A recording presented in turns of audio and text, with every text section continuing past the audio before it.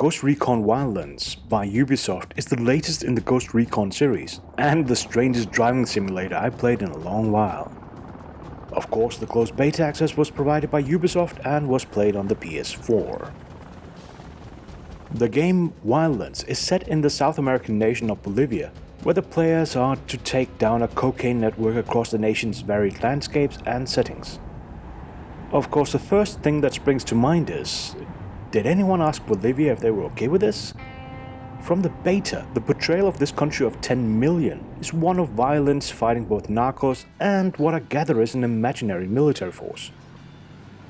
The beta starts out easy enough, dropping the players at a safe base with the rebels and a nearby-ish mission to rescue someone.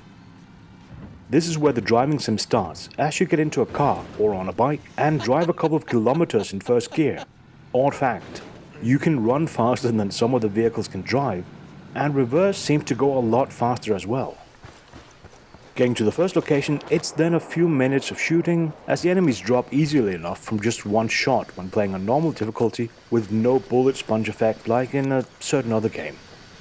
Clear the camp, find the hostage, get some intel, and it's back to driving slowly, a few clicks, to the next step in the story.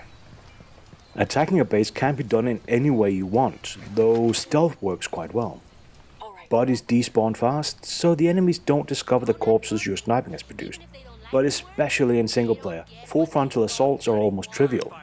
Get a car, optionally with a turret, and enough seats for the NPC teammate, and do a couple of drive-bys to clear the area.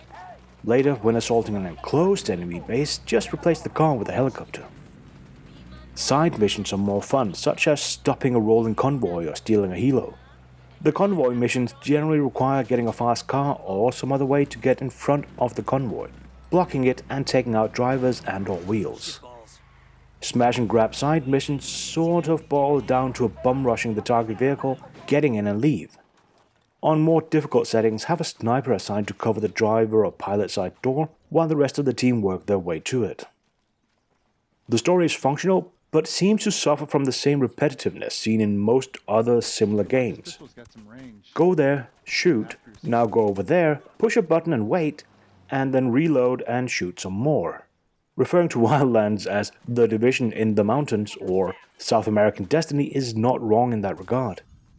The leg up for Wildlands is that you can change the environment by helping the rebels, however monodimensional that is, so at least some progress can be experienced.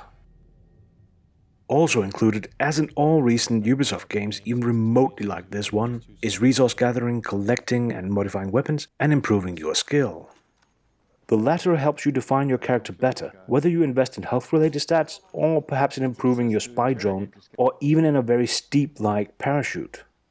Skills can unlock gear, which seems out of touch with all other gear being collected during regular missions, or via intel missions and exploration. Graphically, on the PS4, the game is very pretty but also very glitchy and inconsistent. Things, including player characters, will pop in and out, vehicle damage will occur on the wrong side of the vehicle, and there are floating weapons when a character is using a turret. They generally aren't game-breaking but are annoying enough to break immersion. Overall, the glitches do seem like something Ubisoft should be able to fix before the March 7 release date, but do expect a day one patch if buying a physical copy. Sounds generally quite good, though I got the impression they could have been separated better. One area that was annoying was when the game would mix music, helicopter sounds, and speech, which just resulted in a garbled mess.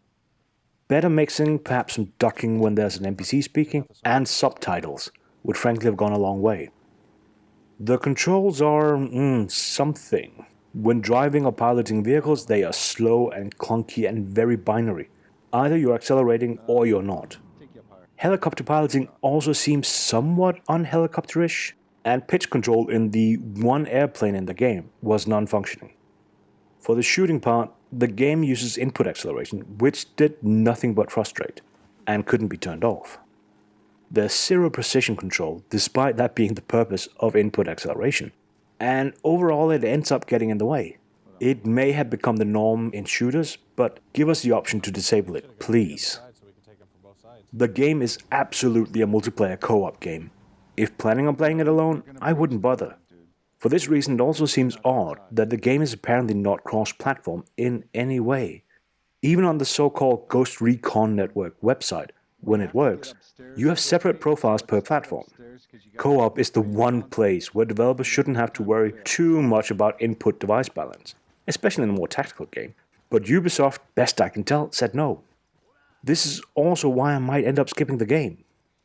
During the beta, I could barely give away the extra free keys, and currently the only person whom I know is looking to play the game will do so on the Windows PC platform.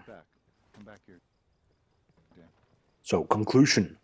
It's a pretty decent game with an interesting but questionable setting and story, poor controls, glitchy graphics, and I think I'd play the hecking ton out of it. If only I had somebody to play it with. That's one down. Get the Shit, we've been spotted. get the computer, Dan. I'll cover you. Nice job. Cutting the cartel chatter will make things easier for rebel operations. Nice.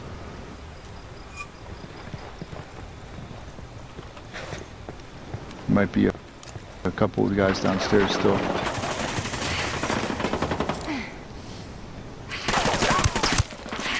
Tango down.